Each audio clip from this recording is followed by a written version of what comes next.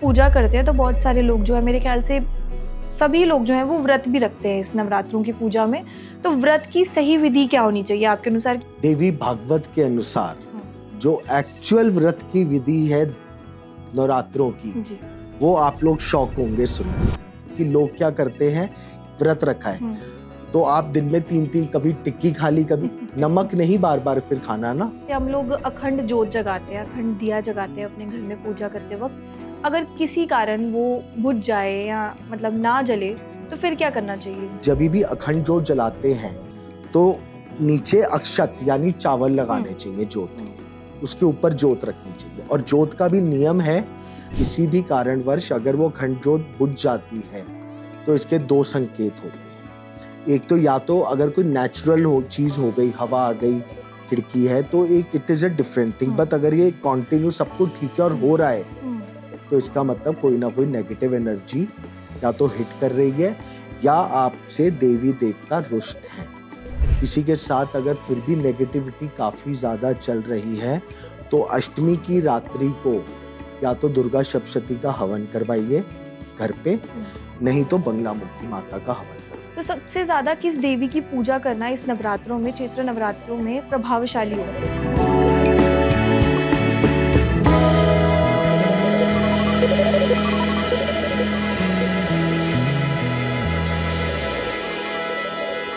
मनीष जी, जैसे अभी चैत्र नवरात्रे आने वाले हैं तो लोगों के मन में ना कंफ्यूजन है कि एग्जैक्ट डेट कौन सी पड़ रही है नवरात्रों की, 19 तारीख या फिर 20 तारीख? देखिए, जो नवरात्रे चैत्र शुक्ल पक्ष के होते हैं वो नया संवत जो स्टार्ट होता है हमारा हिंदी कैलेंडर में, चैत्र शुक्ल पक्ष प्रतिपदा जी। तो 19 तारीख को ही घट स्थापना और नवरात्रों का आरंभ होगा।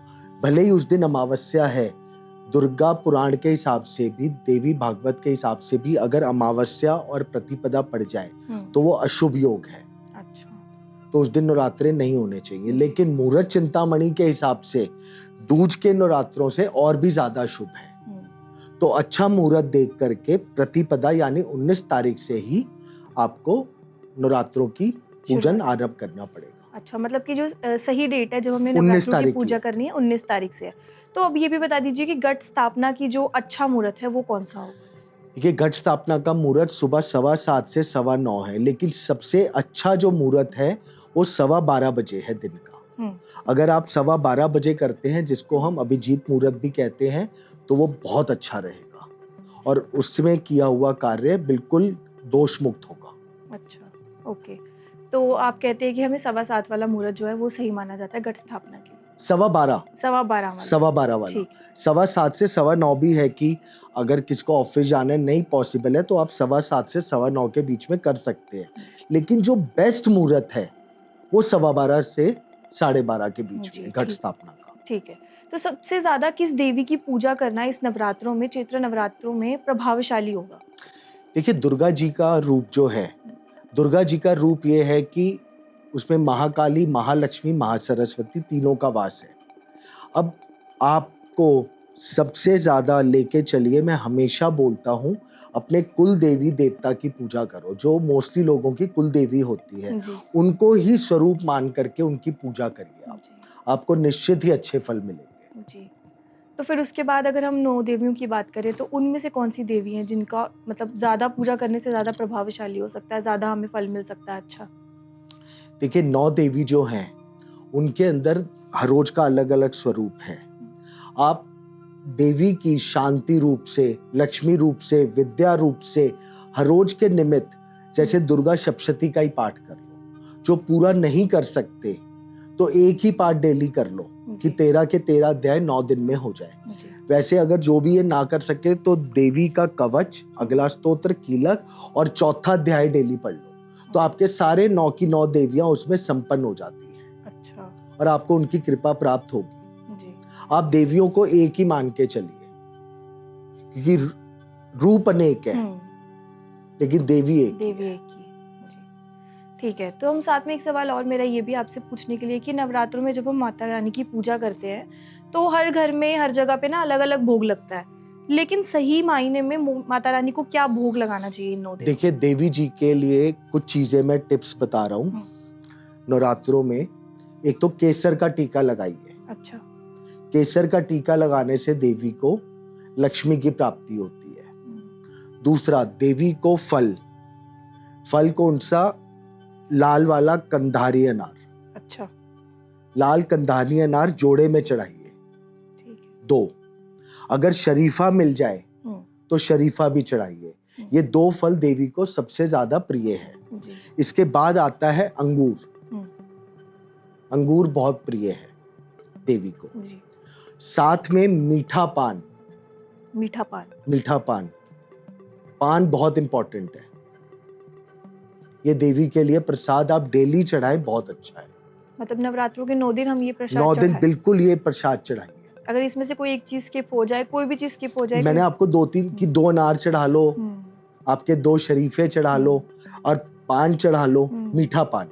जैसे जो सूखा पान होता है वो नहीं, प्रॉपर मीठा गुलूकंद का बना हुआ पान जी। और ये बहुत ही अच्छी टिप है, आपको मेरे ख्याल से और कहीं पे मिलेगी नहीं। और आप सर ने बताया कि अगर आपके पास इनमें से मेरे ख्याल से कोई भी चीजें हैं, 2 या 3 चीजें भी, तो वो भी चढ़ा सकते हैं। हाँ। ठीक है। तो साथ में जी, अब जैसे फूलों की बात करें, एक आते हैं नाग केसर के फूल जी। देवी को नाग केसर का फूल चढ़ाइए। अच्छा। पूरे नवरात्रे 9 दिन। अब नाग केसर का फूल की दुकान पे नहीं मिलेगा। जो पूजा की सामग्री रखते हैं, सूखा फूल होता है नाग केसर का, उनके चरणों में चढ़ाइए। आप देखिएगा बहुत अच्छे फल प्राप्त होंगे। ठीक है। देवी को कमल गट्टे की माला चढ़ाइए 9 दिन। मतलब पहले दिन ही चढ़ा दीजिए और उनको चढ़े रहने दीजिए। कमल पे किसका वास है? लक्ष्मी जी का। और जो आपने जैसे देवी जी की बात करी, अगर हम दुर्गा जी की भी बात करते हैं, अगर 4 हाथ वाली अगर आप देवी की दुर्गा जी की बात करेंगे तो वह लक्ष्मी स्वरूपनी है जी। तो उनको कमल का पुष्प जरूर चढ़ाओ। बिल्कुल। लक्ष्मी जी का आसन क्या है? कमल वासिनी। कमल पे वास करने वाली देवी आपको मेरा नमन है। दूसरा, 8 हाथ वाली या 16 भुजा वाली दुर्गा जी, सरस्वती जी इनके रूप में है। तो करना अल्टीमेटली महाकाली, महालक्ष्मी, महासरस्वती की उपासना है जी। तो कमल का फूल इस बार माता रानी को चढ़ाना बहुत ही ज्यादा मतलब प्रभावशाली हो सकता है हमारे। इसमें भी 2 चीजें हैं। एक, आप कमल का पुष्प चढ़ा रहे हैं, इससे बेटर है पूजा शुरू होने से पहले कमल की डंडी पूरी तोड़ करके उसको खिला करके अच्छा। देवी के चरणों में रखो। और एक छोटी सी चीज, कमल पुष्प आसन समर्पयामि, मतलब हे माँ, मैं आपको कमल के पुष्प का आसन प्रदान कर रहा हूँ, आप उस पे विराजमान होइए। अब जो कमल का नहीं कर सकता तो गुलाब का ही ले लो कि पुष्प आसन, कि पहले देवी को पुष्पों के आसन पे विराजमान करो, फिर उनकी पूजा आरंभ करो। ठीक है। तो इसी के साथ जैसे हम पूजा करते हैं तो बहुत सारे लोग जो है, मेरे ख्याल से सभी लोग जो हैं वो व्रत भी रखते हैं इस नवरात्रों की पूजा में। तो व्रत की सही विधि क्या होनी चाहिए आपके अनुसार? क्योंकि आपको भी पता होगा और मैं भी ये सुनती आई हूँ कि हर जगह पे अलग अलग ज्ञान है, अलग अलग लोग बताते हैं, लेकिन हमें भी एग्जैक्ट नहीं पता कि व्रत की सही विधि क्या होनी चाहिए, क्या हमें सेवन करना चाहिए और क्या चीज का सेवन नहीं करना चाहिए व्रत में। देवी भागवत के अनुसार जो एक्चुअल व्रत की विधि है नवरात्रों की जी। वो आप लोग शौक होंगे सुन के। उसमें कहा गया है एक समय फलिहार मतलब कुट्टू का जी। और एक समय अनाज का जी। खाना कि दोनों चीजें खानी चाहिए। अच्छा। हाँ, अनाज भी और दूसरा एक समय ये, एक समय ये। अच्छा, लेकिन व्रत में तो मेरे ख्याल से हमने अभी तक सुना नहीं कभी हाँ, कि कभी अनाज नहीं भी सुना, खाना है। हाँ कभी नहीं सुना हाँ, होगा, बट ये शास्त्रीय नियम है। अच्छा, प्रूफ दिखा सकता हूँ जी। जो नियम यही है। बट अगर जो लोग, अब जो एक वो होता है जो लोकाचार चल रहा है, वो आपकी परंपरा हो जाती है। बिल्कुल, बिल्कुल। तो वो परंपरा हो जाती है। अब इसके अंदर मैंने बहुत बार देखा है कि लोग क्या करते हैं कि हमने कुट्टू का फलिहार का भोग व्रत रखा है, तो आप दिन में 3-3 कभी टिक्की खा ली, कभी नमक नहीं बार बार फिर खाना ना। अच्छा। अगर आप वही कर रहे हैं तो एक टाइम संध्या काल में पहले देवी को भोग लगाएं और फिर भोजन करें। ऐसा नहीं है सुबह आपने फलिहार खा लिया फिर दिन में खा लिया कि अभी मैंने मखाने खा लिए, ड्राई फ्रूट खा लिए या टिक्की खा ली। नमक की उसकी बजाय फिर आप या तो शेक्स ले लीजिए, चाहे बनाना शेक या लस्सी ले लीजिए, फ्रूट्स ले लीजिए, बट बिना सिंधा नमक के। अगर सिंधा नमक भी है तो एक बार, या फिर जो पुराण की बात है शास्त्र की, वो है कि 2 बार अनाज, मतलब एक बार अनाज और एक बार फलिहार जी। ये है। तो मतलब अगर अभी भी इस टाइम पे भी अगर कोई एक बार अनाज और एक बार फलिहार खाए तो मतलब वो व्रत माना जा रहा है? व्रत यही है देवी का। अच्छा, तो ये वहम है जो लोगों के मन में है कि अनाज नहीं खाना। हाँ, ये वहम है। अच्छा। आज भी बहुत जगह जो सिद्ध जगह है, कई जगहों पर जब पूजा पाठ होता है तो दिन में पंडित वारा फलिहार खाते हैं और शाम को भोजन करते हैं। अच्छा। देवी के व्रत में ये दिया हुआ है कि एक समय का फलिहार अनाज हो सकता है। हाँ, फलिहार मतलब कुट्टू का और सिंघाड़े का। साथ ही में एक और बात मैंने आपसे पूछनी थी कि जैसे हम लोग अखंड जोत जगाते हैं, अखंड दिया जगाते हैं अपने घर में पूजा करते वक्त, अगर किसी कारण वो बुझ जाए या मतलब ना जले तो फिर क्या करना चाहिए इंसान को? देखिए, अखंड जोत जलाने के कुछ पहले नियम हैं। सबसे पहले जब भी अखंड जोत जलाते हैं तो नीचे अक्षत यानी चावल लगाने चाहिए जोत के, उसके ऊपर जोत रखनी चाहिए। और जोत का भी नियम है, भगवान का राइट साइड पे घी की अखंड जोत। अच्छा। और भगवान के लेफ्ट साइड में घी की जोत अखंड, वो तेल की। अच्छा। घी की भगवान के राइट में और लेफ्ट में तेल की, ये अखंड जोत का नियम है। बीच में या कहीं भी और नहीं लगाया जा सकता। अब अगर जो अखंड जोत आप जलाते हैं 9 दिन की और बीच में अगर वो किसी भी कारणवश अगर वो अखंड जोत बुझ जाती है तो इसके 2 संकेत होते हैं। एक तो या तो अगर कोई नेचुरल चीज हो गई, हवा आ गई, खिड़की है, तो एक it is a different thing. But अगर ये कॉन्टिन्यू सब कुछ ठीक है और हो रहा है तो इसका मतलब कोई ना कोई नेगेटिव एनर्जी या तो हिट कर रही है या आपसे देवी देवता रुष्ट हैं। अच्छा। हाँ। तो फिर उसके मतलब अगर किसी के साथ ऐसा हो रहा है नवरात्रों में तो उसे ठीक भी करना है? ठीक भी करना है। अगर नेगेटिविटी है तो ये आपको संकेत मिल रहा है कि आपको कोई उपाय करने पड़ेंगे नेगेटिविटी हटाने के लिए। और अगर दूसरी चीज, अपने देवी माँ से उस समय प्रार्थना करो, क्षमा याचना जरूर पढ़ो कि हमसे जो भी भूल चूक हो रही है हम आपसे माफी मांगते हैं। जी। क्षमा। जी। इसी तरह जोहारे भी जो हर जने खेतरी भोगते हैं, जोहारों से भी आपकी प्रेडिक्शन करी जाती है। जी हाँ। कि आने वाले 6 महीने कैसे रहेंगे अगले नवरात्रों तक के।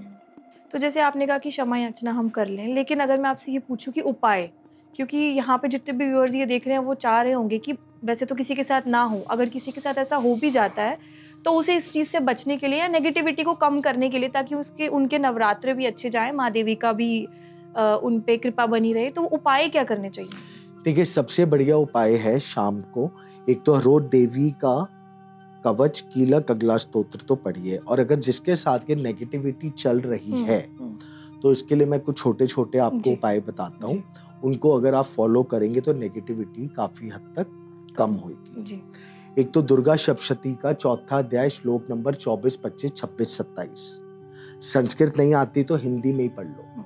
गंगा जल में 3 बार वो चारों श्लोक सीक्वेंस वाइज पढ़ते रहिए, 24, 25, 26, 27, फिर 24, 25, 26, 27, और जल को सिद्ध करके पूरे घर में छिड़क दो, बाथरूम छोड़ के या अपने कार्यस्थल पे। एक तो इससे नेगेटिविटी कटेगी। दूसरा, नवरात्रों के अंदर अगर आप कर सकते हैं तो डेली गूगल की धुमनी जरूर करें। अच्छा। गोबर के उपले पे गूगल डाल करके धुमनी करिए। और इसी के साथ साथ अगर किसी के साथ अगर फिर भी नेगेटिविटी काफी ज्यादा चल रही है तो अष्टमी की रात्रि को या तो दुर्गा सप्तशती का हवन करवाइए घर पे, नहीं तो बंगलामुखी माता का हवन करवाइए नेगेटिविटी को दूर करने के लिए। और अगर आपके पितृ या कुल देवी देवता नाराज हैं तो दुर्गा सप्तशती में भी क्षमा याचना है। न मंत्रम न यंत्रम तदपि च न जाने स्तुति मोह, इस तरह पूरा स्तोत्र है। इसको हर रोज शाम को पढ़िए, आपको निश्चित ही फल प्राप्त होगा। और सबसे अच्छी चीज है नवरात्रों के अंदर अगर हो सके तो सिद्ध कुंजिका स्तोत्र 108 बार जरूर पढ़ें। अच्छा। पूरे 9 दिन में, और दशांश ऐड करके 121 बार। जी। 9 दिन में 121 पाठ पढ़ लीजिए। आप देखिएगा आपके जो सिद्ध कुंजिका स्तोत्र क्या है, मतलब आपके जीवन के ताले की चाबी इससे आपके जीवन के नए रास्ते खुलेंगे, आपको नई चीजें मिलेंगी। जैसे अभी आपने स्तोत्र की बात की, आपने ये पाठ हमें ये इनकी बात करी, लेकिन इन सबको पढ़ने का अगर मैं आपसे पूछूं कि सही टाइम कौन सा होना चाहिए, रात का या फिर दिन का? देखिए, ये जो नवरात्रों के 9 दिन हैं, सर्वप्रथम पूरे दिन है, बट अगर देवी की उपासना का सूर्य अस्त के बाद सबसे अच्छा टाइम है। अच्छा, हाँ, तो हमें मतलब ज्यादा सूर्यास्त के बाद पढ़नी शाम चाहिए? को। शाम को पढ़नी। और अगर एक उपाय कोई कर सके तो मैं सभी को बोलूंगा कि जरूर करें। नवरात्रों में सिर्फ निवारण मंत्र की यथा संख्या जितनी माला कर सको करो। जी। ओम ऐंग्रिंग क्लिंग चामुंडाय विच्चे, ये मंत्र सबने सुना होगा। अगर 1.25 लाख कर लो तो बहुत अच्छा, नहीं तो यथा संख्या करके संकल्पित करो जी। क्योंकि जब तक आप संकल्पित नहीं करोगे तो पूजा पाठ का इतना फल प्राप्त नहीं होगा। ठीक है। और साथ में एक सवाल और है कि आजकल ना कन्या पूजन का जो कहते हैं कि विधि है, या मैं बोलूं वो एक फैशन में बदल चुका है। वो चीजें बहुत पहले के हिसाब से अब बहुत बदल गई हैं। पहले हलवा पूरी सबका भोग लगाया जाता था, लेकिन आजकल कन्या वैसा कन्या पूजन नहीं होता है। तो अगर मैं आपसे पूछूं कि कन्या पूजन में इस चैत्र नवरात्रों पर क्या कन्या को क्या गिफ्ट क्या देने चाहिए? पहले तो कन्या पूजन की बात करते हैं। कन्या का क्या मतलब है? देवी का रूप। किस एज तक आप उसको कन्या मानेंगे? आइडिया है? 14-15 तक? नहीं, जब तक उसकी मंथली साइकिल स्टार्ट नहीं होती तब तक वो कन्या है। अच्छा। जब उनकी रेगुलर साइकिल शुरू हो जाए तो वो कन्या की श्रेणी से हट जाती है। अच्छा। कन्या पूजन के भी शास्त्र में 4 नियम है। जैसे ब्राह्मण, हमारे 4 वर्ग हैं, ब्राह्मण, वैश्य, क्षत्रिय और शूद्र। अगर आपको सब, ये बहुत टफ है क्योंकि आजकल मिलना आसान नहीं है। मैं पहले शास्त्रीय नियम की बात कर रहा हूँ। हर प्रकार की सिद्धि के लिए, सुख शांति समृद्धि के लिए ब्राह्मणों का कन्या पूजन। अच्छा। किसी के पास कोर्ट केस है, शत्रुओं से घिरा हुआ है, असामाजिक तत्व उसको परेशान कर रहे हैं, तो क्षत्रियों के लिए। व्यापार में वृद्धि के लिए वैश्यों की, बिजनेस क्लास, उनकी कन्याओं का पूजन। बाकी जो तंत्र या आपको कुछ नेगेटिव एनर्जी लग रही है या वो दूर करने के लिए कुछ विशेष कार्यों के लिए शूद्र की कन्याओं का पूजन किया गया है। अच्छा। बट आजकल इतना पॉसिबल नहीं है। बिल्कुल भी नहीं। ठीक है। अब आपने आजकल क्या होता है, कन्या लोग मंदिरों में ही जाके दे दिया कर दिया। प्रॉपर कन्या पूजन ये है कि उस समय आप देवी को अपने घर में आमंत्रण कर रहे हैं। 9 कन्याओं के साथ एक लड़के का भी होना इंपॉर्टेंट है क्योंकि जिसको कहा जाता है भैरव या बटुक। 9 कन्या एक बटुक। पहले कन्याओं के चरण धोने चाहिए, फिर उनको कुमकुम, टीका और चावल लगाने चाहिए, फिर एक चुन्नी उड़ानी चाहिए, फिर उनको भोजन कराना चाहिए और बाद में दक्षिणा। ये है नियम।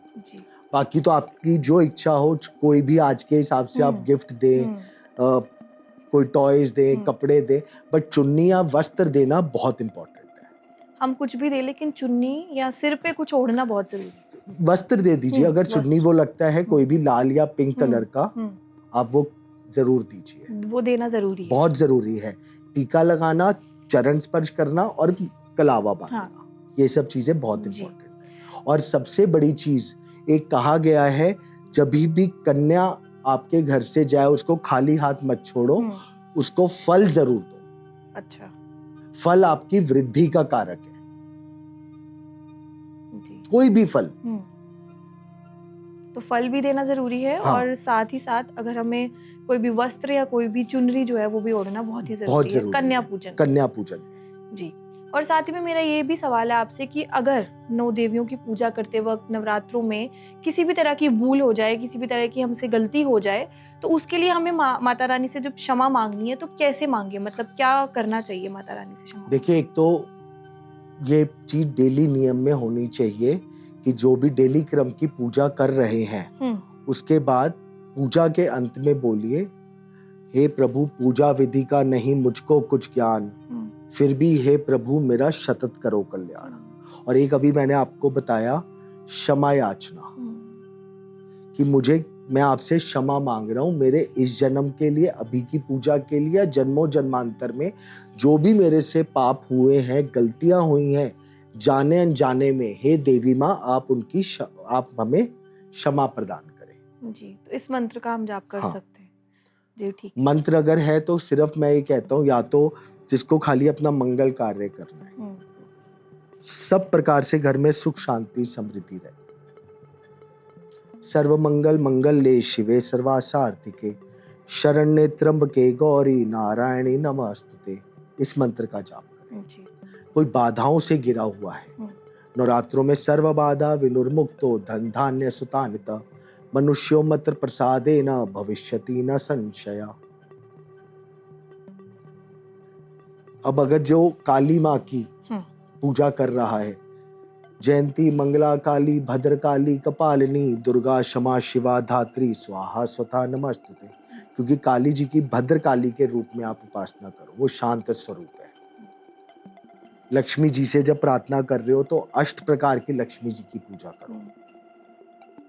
या देवी सर्वभूतेषु लक्ष्मी रूपिणा संस्थिता नमस्तस्यै नमस्तस्यै नमस्तस्यै नमो नमः।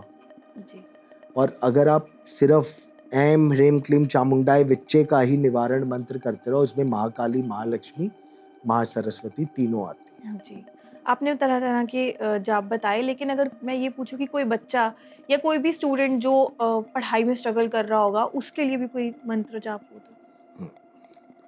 सिर्फ क्लिंग या सरस्वती नमः। अच्छा, क्लिंग उनका बीज मंत्र हो गया। जी। तो एक साथ में ये सवाल भी है कि जब लेडीज जो नवरात्रों में पूजा कर रही हैं, पूजा के दौरान अगर उनका मेंस्ट्रुएशन साइकिल शुरू हो जाता है, तो फिर वो पूजा को कैसे कंटिन्यू करें? वो नहीं कर सकती, फिर उनको बीच में रोकना पड़ेगा, पूजा रोकनी पड़ेगी। हाँ, या किसी और को देनी पड़ेगी। हाँ, फिर वो दूसरा जना उनके घर का, परिवार का कोई और करेगा, क्योंकि जब वो साइकिल शुरू हो जाएगी तो उस टाइम पे वो पूजा नहीं कर सकती। और एक सवाल और है कि नवरात्रों में अगर हमें धन की प्राप्ति करनी होगी तो हमें किस प्रकार पूजा करनी चाहिए और किस देवी माँ के स्वरूप को पूजना चाहिए? देखिए, नवरात्रों के अंदर अगर स्पेशली आपको लक्ष्मी प्रदान कृपा प्राप्त चाहिए तो संध्या कालीन सूर्य अस्त के बाद पूजा करें। एक तो कलावे का दीपक जलाएं, नाग केसर के फूल लक्ष्मी प्राप्ति के लिए, जो मैंने आपको बताया। दूसरी चीज, एक बड़ा छोटा सा उपाय बताने जा रहा हूँ। कोई भी जो आपका मन हो, लक्ष्मी जी का मंत्र, ओम श्री महालक्ष्मी नमः, या ओम शिंग रिंग शिंग कमले कमलाले प्रसिद्ध प्रसिद्ध शिंग रिंग शिंग ओम श्री महालक्ष्मी नमः, या ओम श्री कमल वासिने स्वाहा, या ओम श्री कमल वासिने नमः। स्वाहा हवन में लगता है, नमः जाप में लगता है। किशमिश के जोड़ा ले लीजिए, एक माला करिए, किशमिश देवी जी को चढ़ाते रहिए। 108 बार रोज करें संध्या कालीन में। और जब वो किशमिश पूरे नवरात्रों में इकट्ठी हो जाए, जब आप कन्या पूजन करेंगे, वो कन्याओं में बांट दीजिए। जी, ये बहुत अच्छा उपाय है। अच्छा, इसी के साथ साथ जाते जाते मैं आपसे एक सवाल और पूछूंगी अंत में कि रोग होंगे, किसी के कष्ट होंगे या कोई भी दुख है, उनका निवारण करने के लिए इन चैत्र नवरात्रों में आप ऐसा एक उपाय बता दीजिए ताकि हमारी ऑडियंस भी समझ पाए और जान पाए। देखिए, 2-3 छोटे टिप्स बता रहा हूँ नवरात्रों के लिए। सबसे ज्यादा इम्पोर्टेंट है, आप कोई भी उपाय करेंगे तो भाव होना बहुत जरूरी है, श्रद्धा और भाव होना बहुत जरूरी है। अगर आप रोग से पीड़ित है, बहुत ज्यादा असहाय रोग है, तो हो सके तो डेली एक नारियल देवी जी को चढ़ाएं, ठीक है, मंदिर में जाके। जिसका विवाह नहीं हो पा रहा, सुहाग का सामान और चुन्नी देवी जी को जरूर चढ़ाएं पूरे नवरात्रे। उसमें चूड़ियां जरूर हो, सिंदूर, बिंदी, काजल, जी, ये 3-4 चीजें जरूर होनी चाहिए। सुहाग का सामान। अब अगर आपको लक्ष्मी जी की प्राप्ति के लिए आपको पूजन करना है तो कमल का इत्र जरूर चढ़ाएं देवी जी को, उनसे स्नान करवा दीजिए, रूई पे लेके पूरे फोटो को अच्छे से, या जो मूर्ति है उनको स्नान करवाइए। साथ साथ अगर हो सके, अगर याद नहीं है तो श्री शुतम पाठ ऑडियो पे ही चला लीजिए, घर में श्री यंत्र रखिए, श्री यंत्र पे ऑडियो चलता रहा और आप पंचधार से, पंचामृत से स्नान करवाते रहिए और उसके बाद केसर का टीका लगाइए श्री यंत्र को। आप देखिएगा बहुत फायदा मिलेगा लक्ष्मी प्राप्ति के लिए। अब घर में जो अशांति फैली रहती है, घर में अशांति है या घर का बिना बात की प्रॉब्लम्स हैं, उसके लिए एक बहुत छोटा सा उपाय मैं आपको बताता हूं। देवी को लाल फूल, 9 लाल फूल डेली चढ़ाइए। 9 डेली लाल फूल। बच्चों की विद्या के लिए सफेद फूल चढ़ाइए और लक्ष्मी प्राप्ति के लिए 9 कमल के फूल चढ़ाइए जी। साथ में हर तरह से अगर आपको सुख शांति समृद्धि चाहिए, भगवान का वास किस पर है? पुष्पों पर। भगवान सबसे ज्यादा प्रसन्न पुष्पों के श्रृंगार से होते हैं।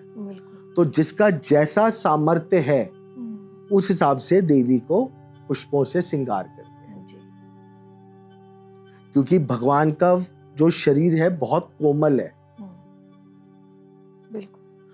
और जो एक उपाय मैं बताता हूं नजर के लिए, अगर हो सके तो शाम को जो देवी जी की आरती करें, घी की बत्ती के साथ उसमें लौंग, इलायची, कपूर तीनों डाल करके देवी की आरती करिए। आरती का भी नियम क्या है? 4 बार चरणों में, 2 बार नाभि में, 1 बार मुख पे और 7 बार ऐसे गोल। सही उपाय, सही उपाय। आपको बहुत फर्क दिखेगा सबको जी। तो ये उपाय करके हम अपने दुख, प्रॉब्लम, जितने भी हमारे डिस्प्यूट्स हैं या कुछ भी हैं, वो चीज़ें हम सॉल्व कर सकते हैं। हाँ जी। तो ऐसे उपाय और आपके लिए बहुत ही ज़्यादा काम में आएंगे। और अगर आपको और भी कोई सवाल है नवरात्रों से रिलेटेड, तो हम आचार्य मनीष अग्रवाल जी का नंबर जो है वो डिस्क्रिप्शन में दे देंगे। अगर आपको कोई भी सवाल होंगे तो आप उनसे जाके संपर्क कर सकते हैं।